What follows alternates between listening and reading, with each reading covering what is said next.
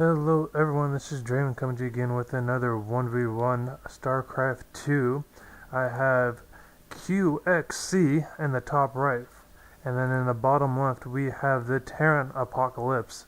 Now this is not my match, this is a match I was following a little bit, so I'm going to attempt to cast it for the first time. Like I said, this is not my match, so I'm going to be unbiasedly watching this and trying to see what Terran does what and when. As we can see already that coLQxd goes for the early gas on top of Apocalpse, who goes for a late gas. And we have both getting barrackses, while coLQxd is getting a late barrack. So coLQxd went with the gas first, while Apocalpse went with the barracks first. So we'll see if how that plays out in the end. Like I said before, this is not my match as a match. I'm just replaying and trying to cast to get better at this casting. I am still unfamiliar with just the do's and don'ts and all that good stuff. So we'll try to see how well this does. So the barracks is not even done yet, and coLQxd is going for a second barracks. Excuse me, Apocalpse is going for the second barracks, while coLQxd is still only on one barracks. SUV is coming out for an early scout. We got a barracks done. Looks like he's not building anything yet. We'll see if coLQxd does get any kind of scout in on the second barracks. We have a Reaper coming out for coLQxd. Okay, so that SUV does get in. They are able to. He is able to see that went for that gas, and he's going to be able to see the second barracks, which is producing 2 Reapers right now at the present moment, while we have coLQxd going with the factory and a tech upgrade for the barracks. That Reaper is going to come out, scouts that second barracks, and he's going to get picked off by this Reaper. Like I said, he's going for an early factory, and he's getting the tech lab upgrade with the barracks, so I believe we're going to see the switch there with the factory switch. Let's see what else is going on here on the map. So the tech lab is done. He's going to get a Marauder out, and a Hellion, so he's not going to do the switch. While we have a reactor getting built by Apocalpse there in the bottom left, the red Terran. So we have 2 Reapers on the field. We got coLQxd making a Hellion and a Marauder, while Apocalpse is going with a tech lab and a reactor. So we'll see if he gets any kind of decent harass going with these 2 Reapers. We have this Hellion out that's going to see these Reapers, and he's going to spot them early, and the Hellion gets kited away. He's not going to be able to take him down. The Marauder might be able to do some decent damage with this 2 Reaper rushes, and they get away with the lives. So let's see, we still got another Marauder in production. Now Apocalpse is building 2 Marines, and he's getting the stem pack research. Apocalpse getting the second base early on, while he's got a couple Marines for defense against the Marauders and Hellions if they decide to come down. He's going to have a bunker out, so he's going to be pretty well defended. He's not going to be able to coLQxd is not going to be able to do much in the ways of attacking much. Those Reapers getting shut down earlier. They haven't been able to do any kind of damage. Apocalpse is getting a 3rd barrack, so he's going to do some kind of mech rush. He has more Marines popping out here in a second. Let's see what else is going on. So we got more Hellions, more Marauders. We got them gathering up here. We got Hellions and Marauders. Marauders do not have that slow, and the only research so far has been the stem pack.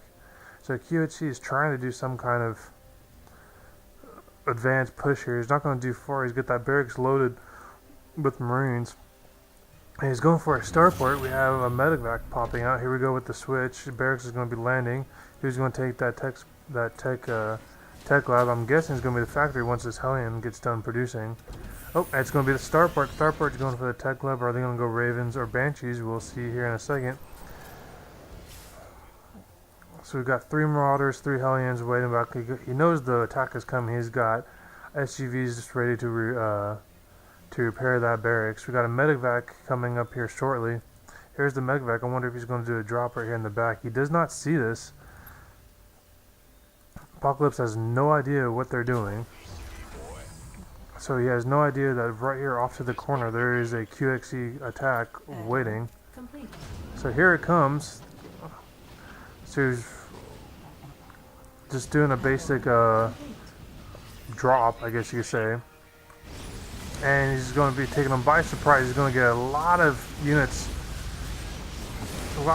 killed right there. A lot of SCVs perfect lined up.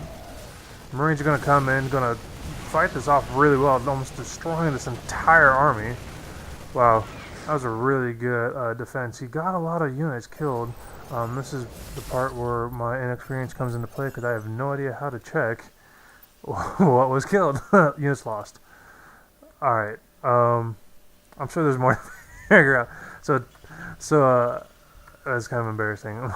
Apocalypse lost 20 units. I'm not 100% how to check if what of that was SVUs or SCVs or not, but he's losing more SCVs at the moment. We got a nice push coming up here. The Marines are just completely ignoring that push and going to just try to go straight in and just beeline it straight to the front. We'll see how much he's actually able to get. He's got a nice Marine cluster here in the back to defend. Wow, that Banshee drops like real quick. We got Banshee cloaking getting researched. These Marines are going to get stopped right off the bat. So we got more Banshees coming, Hellions coming from QXC. While we got more Marines being built. 5 Marines exactly being built from Apocalypse. We got more QXC drops being dropped, doing a great harass. It's pretty much stopping this mineral income. As you can see, the Apocalypse mineral income is just unfortunately extremely low. He can only get a couple hundred minerals throughout this entire fight, which sets him back severely since QXC's been on 2 bases this entire time. So the Banshee gets cloaked. He's going to be able to stop this Marines again. They weren't able to do that much damage to them. And that Banshee's cloaked. He's got to know the Banshee was cloaked. Sadly, he only has enough for 1 scan, so he has to save it in order to stop this Banshee from doing more damage. So as you can see, QXC's got another Banshee coming. He's got another factory going down. More workers, more Hellions. This is going to be a great engage if he can get there before that missile turret gets dropped. He's just kind of holding back. I guess he's waiting for his cloak to come back up, but he's not going to be able to do much. That Hellion, that tower is going to be done right when he gets there, and he's going to be stopped. And it wasn't able to do much. He's able to take down 1 SCV. He might be able to cloak out of here, but he's just going to get taken out of there. Oh, he gets away. Gets away with 4 HP. That was incredible. He gets away. Wasn't able to cloak. So it seems the Apocalypse is kind of recovering. He seems to be really far behind. Doesn't have that much work on compared to QX. He has 2 full working bases, plus all these Hellions and Marauders. He's got the Hellion upgrade with a couple Vikings. Got an armory in the works. Now here's Apocalypse trying to make a work of some kind of counterattack. He hasn't been able to. He's been behind all game. The Marines only have 1 full upgrade. Hellions don't have any upgrades, but they are learning the Hellion upgrade, the Hellion attack upgrade. Let's see what else we've got going. Got another starport coming down with the reactor. So he's going to start double producing Vikings or double producing Medicvacs. I believe it's going to be double producing Vikings. I was going to guess that. He believes there might be some kind of counter drop, but Apocalypse doesn't even have a starport yet, so it's kind of premature to assume there's going to be some kind of drop. QXC is just controlling this map just really, really well. He's just kiting around all these. So Hellions have the flame upgrade. The Marines trying to do some kind of work to them, but the Hellions are just doing great harass to them, just slowly weakening them down. Just unfortunately, he's not going to be able to hold that wave at all. It was a feeble attempt, but looked like he took down 2 Hellions, but that wave just got destroyed by these Hellions.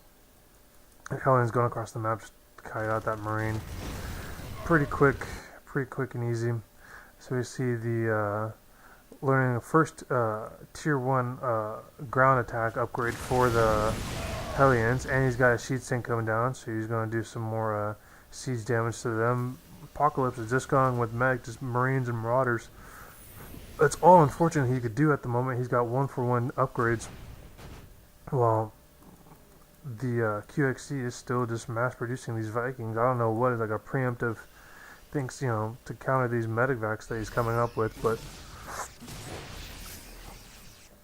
Apocalypse is just trying to do some sort of damage, some sort of counter. He needs to get ahead in this game. He is so far behind with upgrades and units that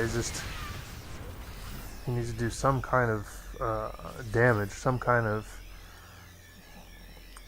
counterattack, something, just to get this going. We'll see if he could do something significant here. He seems to be doing really well. He seems to be kind of back on cue with everything's going on. QXC is building a second command center. So is Apocalypse, just to try to get a third base, just to get more going. And get these Vikings off here in the corner to stop this medevac. That's exactly probably why he wanted these Vikings here, to stop this right here. Oh, he's gonna get. Oh, that was a perfect preemptive, just to stop whatever attack, whatever drop was about to happen. The Hellions are coming in to try to stop. These Vikings are just picking off those medevacs. He's not gonna be able to do anything with this. There's too much damage, too many tanks. Hellions and tanks are just destroying these Marauders. There's not really much he could do. Loses almost his entire army. He only has a couple units to survive this. He's getting dropped over here, stopping that second base. Really not that big of a deal. These Hellions are going to stop that. Not a big deal. Got a wave coming down the middle. QXC's been in control this entire time. This entire matchup. So we'll see how this plays out. Got another Marine push going across. Marine and Marauders. There's still only 1-for-1. He's looping around, trying to flank him, trying to do some kind of damage to him. It's a perfect lineup. These Hellions are just ripping through his Marines. Well, was ripping through his Marines.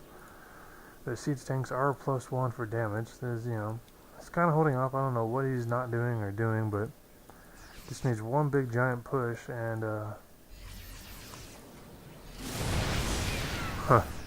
he just walked into that tank wall. We'll see what is going on here. We have, I don't know what's going on here, but we have this last final wave. This is going to be the end of it.